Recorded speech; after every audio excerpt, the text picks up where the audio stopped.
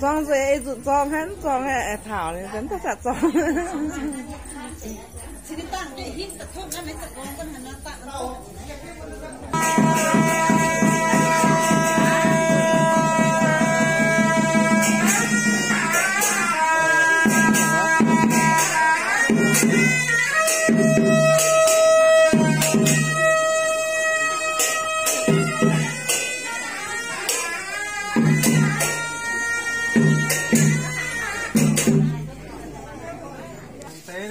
太瘦了。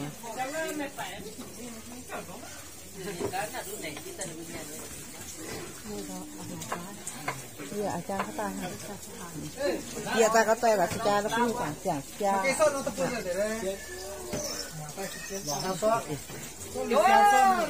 Tuổi qua. Dạ ơi. Vậy như nhạc o khu à.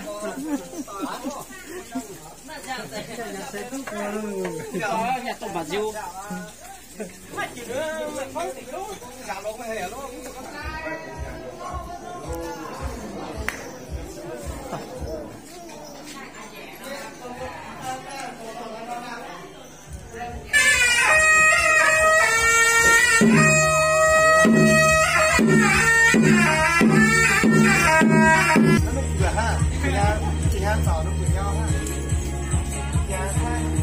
Đây là bể nước chi cha ạ, 炒到这边，给你解炸。